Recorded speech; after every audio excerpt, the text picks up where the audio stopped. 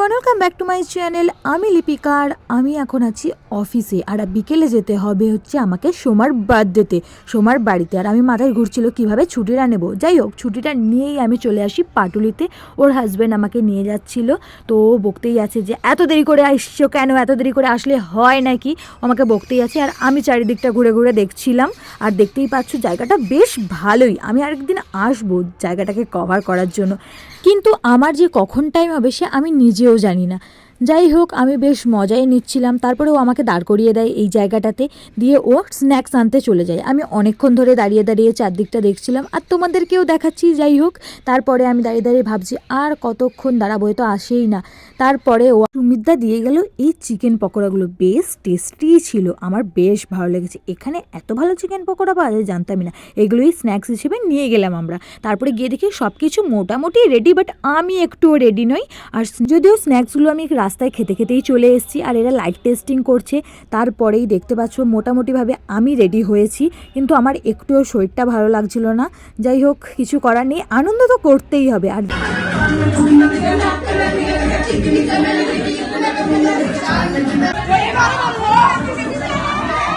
দেখতেই পাচ্ছ এখানে ওকে নিয়ে যাওয়া চলছে। ও কিন্তু সব কিছুই জানে, আলটিমেটলি সব কিছুই জানে। আর আমাদের একটু ভিডিও ফুটেজ খাওয়ার জন্যই আমরা এটা মেনলি করেছি। আর তোমরা তো জানোই যে এই সব বার্থডেতে একটু করতে হয়, এগুলো না করলে হয় নাকি।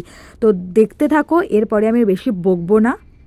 আরে সিটি মার, বাজে না সিটি, বাজে না, কে সিটি মারো, সিটি মারতে পারে না।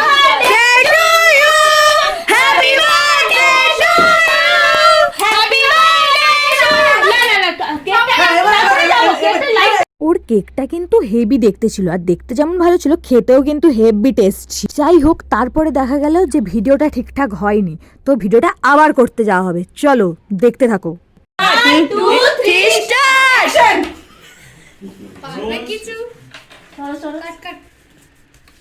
Happy birthday to you.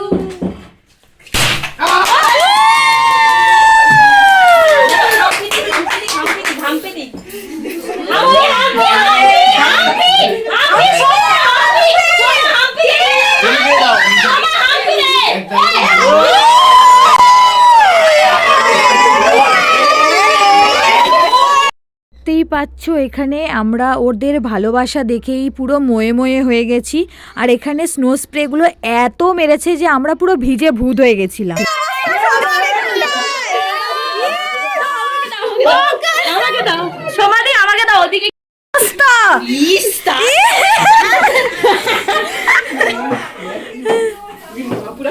লাস্টে কেকটার অবস্থা,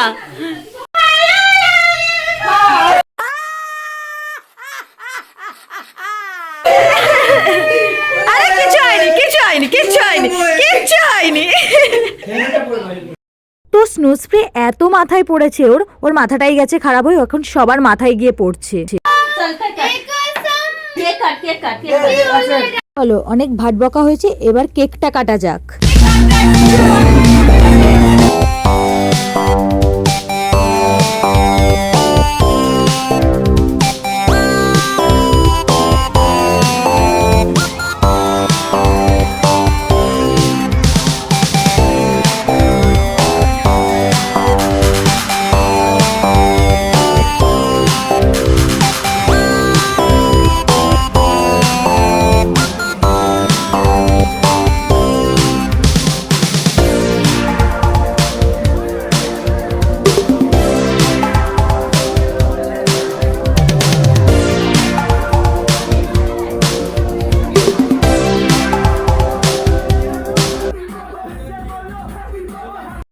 এরপরেই শুরু হয় হোলিতে যেমন রং খেলা হয় তেমন চলছিল কেক মাখামাখি।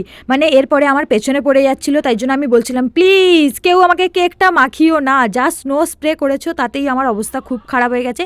আর দেখতেই পাচ্ছ স্বস্তিকাকে অলরেডি জোর করে কেক মাখানো শুরুই হয়ে গেছে, আর তার মাঝখানে মাঝখানে এরা দেখছি নাচানাচি শুরু করেছে। তারপরেই আমার পেছনে এবার এরা পড়েছে, মানে আমাকে কেক মাখিয়ে ছাড়বে। অবস্থাটা দেখতে থাকো।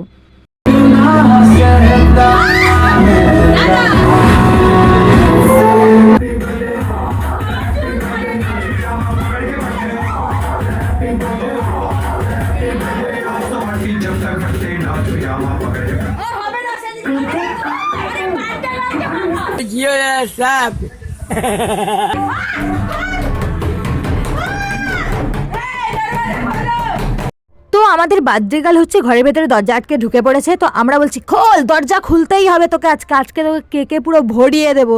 তারপরে ওর দরজাটা খোলে, তারপরে ওর অবস্থাটা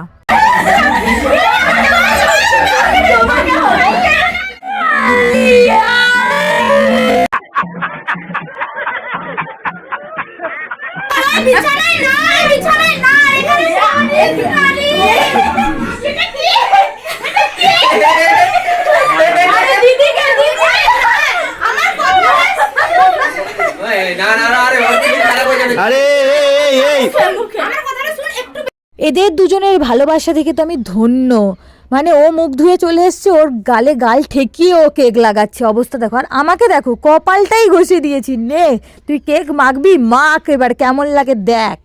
আর আমার মুখটার অবস্থা দেখো, এটা কে? এটাকে আমি নিজেকেই চিনতে পারছি না, এটা কোথা থেকে এসছে।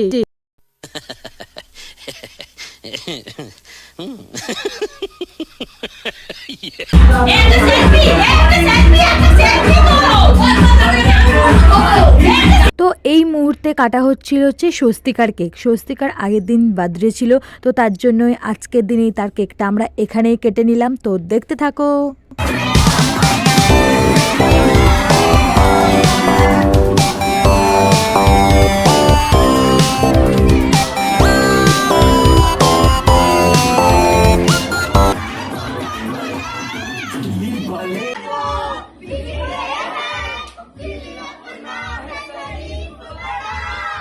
এই সাদা ভূতটা কে বলো তো? ওর বর। ও নিজে এই বরের অবস্থা করেছে।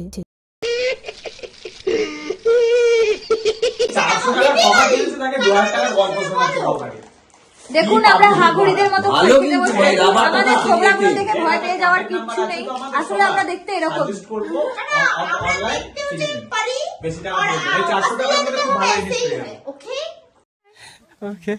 তো ভিডিওটা কেমন লাগলো কমেন্ট করে কিন্তু জানাতে হবে। আর যারা আমার চ্যানেলে নতুন তারা কিন্তু আমার চ্যানেলটা সাবস্ক্রাইব করে যেও।